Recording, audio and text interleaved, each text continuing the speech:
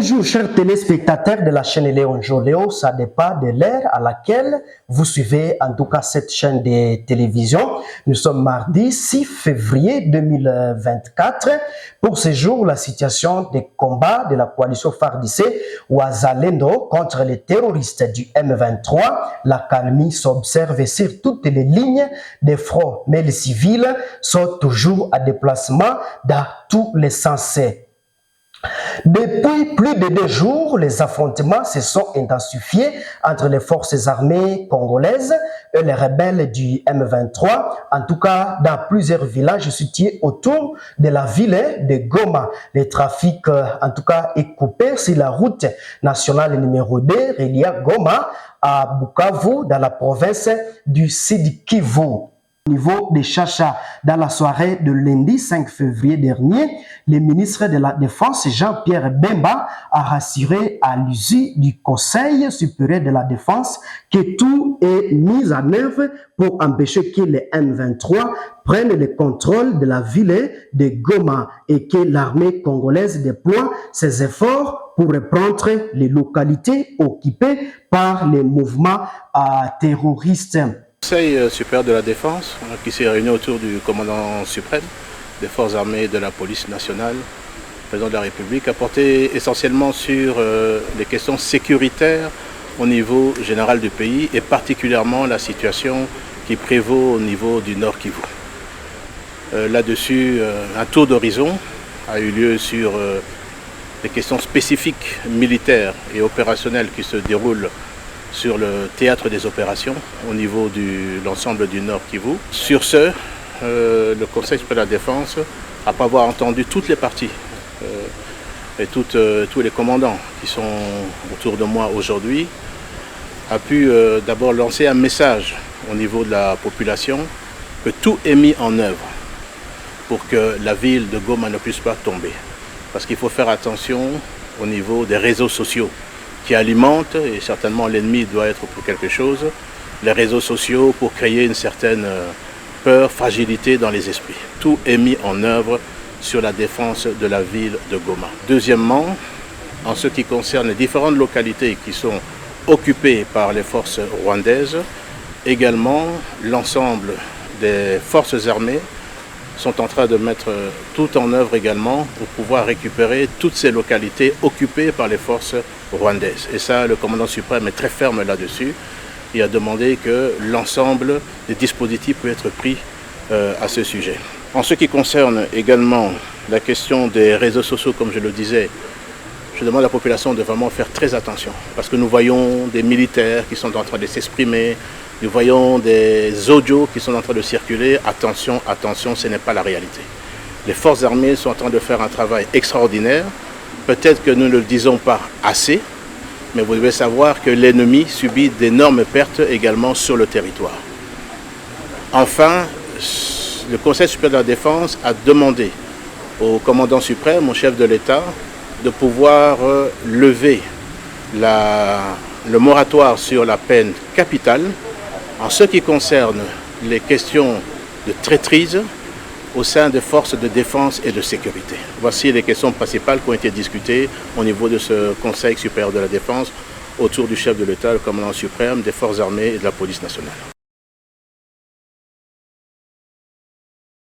Les notables de Rutshuru ont exprimé lundi 5 février leur inquiétude quant à l'avancée des rebelles du M23 soutenus par le Rwanda. Je cite, de Bunagana dans le Rutshuru en passant par le Nyiragongo et aujourd'hui dans le Massissi, l'ennemi ne fait que gagner du terrain.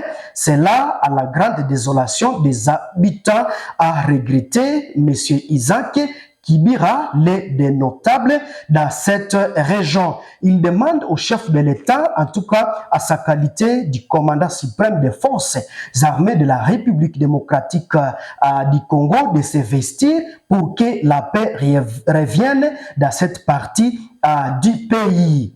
Au moins 80 personnes ont été tuées par des combattants ADF au cours du mois de janvier 2024 dans la région de Beni, au nord Kivu. Sur place, des acteurs sociaux veulent rendre hommage à ces victimes civiles jeudi prochain à travers une journée à Ville-Morte. C'est ce que rapporte la société civile de Beni, en assemblée extraordinaire à Beni, avec les noyaux, les sous-noyaux de la société civile d'Oicha, Mangina et du secteur Beni.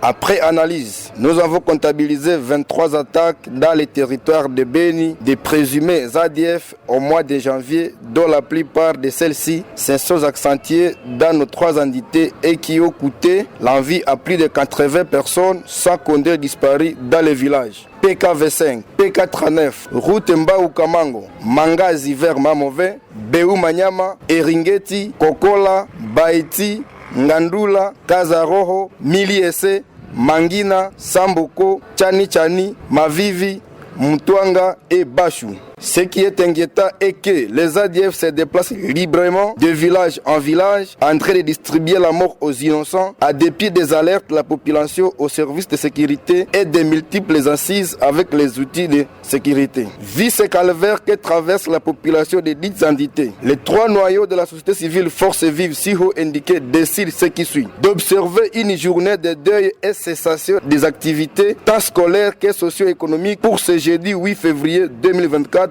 pour plairer les nôtres, selon notre coutume, et interpeller les services de sécurité à bien jouer leur rôle de protéger la population et défendre l'intégrité territoriale. Une matinée à s'enclencher dans le village de Banzunzua et Mandia de la chefferie de Babila Babombi à territoire de Mambasa, province de l'Ituri, où les rebelles des forces démocratiques alliées ADF ont surpris en tout cas plusieurs civils agriculteurs dans leurs champs. En tout cas, nous totalisons au moins 11 morts. C'est le bilan de cette attaque.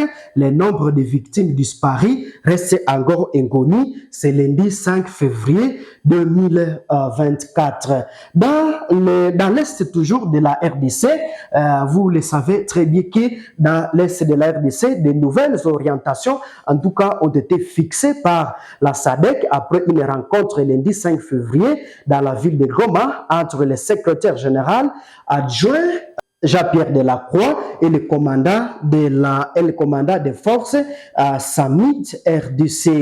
Elle est de très bonne qualité et elle est encore plus nécessaire aujourd'hui qu'hier. Maintenant, je peux vous dire que pour ce qui concerne les Nations Unies, parce que moi je parle, on est les Nations Unies, le degré d'attention s'agissant de ce qui se passe en République démocratique du Congo continue d'être extrêmement élevé et que nous sommes absolument déterminés à non seulement continuer mais à intensifier le travail. Il y a, je crois, une situation qui est préoccupante, notamment au Nord Kivu, notamment à Goma. Nous avons parlé avec monsieur le gouverneur du travail en commun, notamment de la coordination avec les FARDC, de la nécessaire coordination aussi avec les autres acteurs, notamment la force de la SADC qui est en cours de déploiement, et souligner le fait que cette coordination était plus importante que jamais, d'autant plus que nous sommes engagés dans des opérations, notamment celles visant à protéger la région de Goma, avec un déploiement, un dispositif très important qui est sur place, qui est encore une fois un dispositif conjoint avec les FARDC. Après, il y a la situation des civils, et ce que nous faisons, c'est aussi pour faire en sorte que le plus de protection soit donnée aux populations civiles et que l'aide humanitaire puisse être fournie à ceux qui en ont besoin. Alors, certes, il y a un plan de désengagement qui a été négocié avec les autorités congolaises. Je rappelle que le désengagement de la MONUSCO est une demande des autorités congolaises. Ce plan de désengagement prévoit une première phase qui concerne le Sud Kivu. Nous sommes en train de travailler pour le mettre en œuvre. Il y a des responsabilités de part et d'autre, puisque au fur et à mesure que nous allons nous désengager, le plan prévoit que se redéploient les forces armées congolaises et les forces de police congolaises. Donc ça, c'est un élément important de notre action. Et en ce qui concerne la suite des événements s'agissant du désengagement, le plan prévoit une évaluation conjointe avec les autorités congolaises tous les 3 mois pour déterminer où nous en sommes, la situation, et tirer les conséquences ensuite pour la suite du processus de désengagement, sachant qu'il est important de notre point de vue que ce processus se continue, mais il faut qu'il se fasse. Je crois que c'est le souci de tous, et c'est certainement un souci qui a été exprimé par son Excellence le Président Félix Tshisekedi, que ça se fasse dans de bonnes conditions, à des engagements responsables. Après, vous avez parlé de la communauté internationale. Il y a beaucoup d'acteurs qui travaillent et qui s'engagent pour faire prévaloir la paix dans la région des Grands Lacs. À travers et Twitter, ce mardi 6 février 2024, Martin Fayulu, mardi du président du parti politique Engagement pour la citoyenneté et le développement ICD, et un des principaux opposants du régime de Félix Tshisekedi, a déploré la détérioration de la situation sécuritaire dans la partie est de la RDC. Martin Fayulu a notamment exprimé sa préoccupation sur l'avancée du M23 dans les zones environnantes de Goma, chef-lieu de la province du Nord Kivu. Les militants pro de la démocratie, mouvement citoyen lutte pour les changements, Lucha, Bienvenue Matumo et Fred Bauma ont été relâchés lundi dans la nuit après 2 nuits passées dans les locaux de l'Agence nationale des renseignements ANER. 5 de leurs camarades, en tout cas, étaient relâchés. Plus tôt, ils avaient été arrêtés par les agents des services de sécurité samedi 3 février 2024. C'était en tout cas l'esplanade du palais du peuple à Kinshasa lors des rassemblements pour commémorer et dénoncer le 600 jours d'occupation de la ville de Bunagana dans l'est de la RDC par les rebelles du mouvement du 23 mars, soutenu par le Rwanda. Les femmes leaders de la province du Nord Kivu informent sur les déplacements massifs de la population observés dans l'est de la RDC. Les bombes larguées sur l'espace occupé par le civil ainsi que les violences sexuelles et des attaques contre les civils. Une situation en tout cas qui, selon elle, met à péril toutes les actions menées par le gouvernement congolais, étant donné que les FARDC ont du mal pour l'instant à reconquérir les villages et les cités qui sont entre les mains des rebelles du M23. La ville de Butembo, 3e journée de sit-in, c'est lundi 5 février, devant la maison de la télécommunication RTL. Les membres du mouvement, le citoyen pour le changement, Lucha, dénoncent la mauvaise qualité des services RTL. Ils exigent en tout cas l'amélioration de la qualité du réseau ainsi que le remboursement de l'argent volé via cette mauvaise qualité. C'est ici, sur la rue Président de la République, où la maison de communication RTL tient son bureau central sur le bâtiment Kidoubaï. Depuis 3 jours, une dizaine de militants de la Lucha sont assis devant la shop centrale de RTL pour dénoncer la mauvaise qualité des services RTL depuis plus de 2 semaines. Ils déplorent des pertes énormes que subissent les consommateurs des services RTL suite à la mauvaise connexion. Ainsi, il demande le remboursement de l'argent perdu faute à la mauvaise connexion, a dit Josca l'Éternel, militant de la Lucha. Que le gouvernement évite l'hypocrisie à faveur des escrocs. Il ne cesse d'appauvrir les habitants. Au contraire, que les autorités nous aident à faire respecter notre droit. Au besoin, demander aux responsables des maisons de télécommunications à dédommager la population s'ils ne sont pas d'accord qu'ils ferment leurs agences carrément.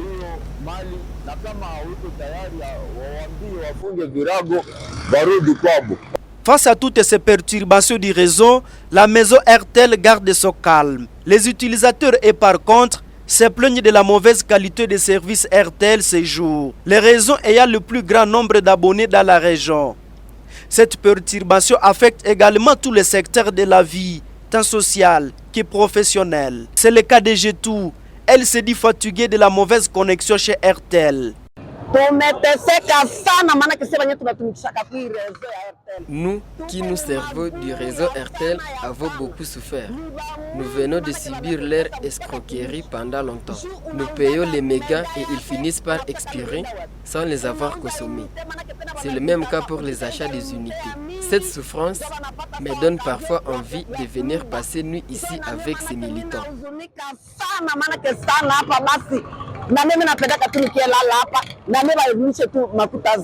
Gaëne, un élève refoulé pour non-paiement de frais scolaires.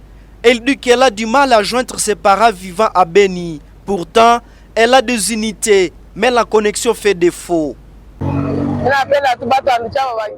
Je veux que les militants de Lucha continuent à mettre pression sur ces voleurs.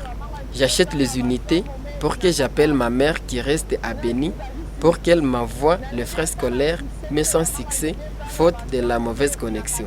En tout cas, parfois j'ai envie de jeter ma carte SIM.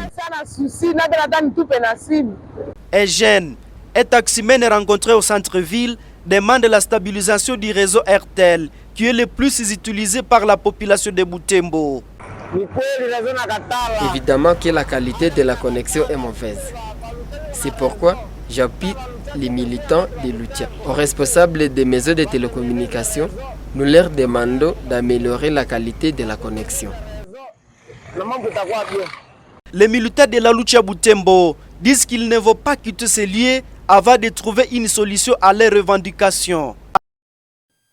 Toujours dans la même ville commerciale, les tenanciers des boucheries à ville de Butembo sont à grève depuis ce mardi 6 février. Ils manifestent contre la taxe d'inspection des poissons, des viandes après abattage dans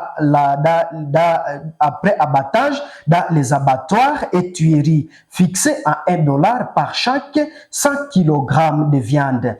Une taxe perçue par la Direction générale des recettes du Nord Kivu de GRNK. Nous sommes pratiquement à la fin de ces informations de ce mardi 6 février 2024. Si c'est la première fois de nous suivre sur cette chaîne, ne manquez pas en tout cas de vous abonner et de partager nos vidéos. Au revoir.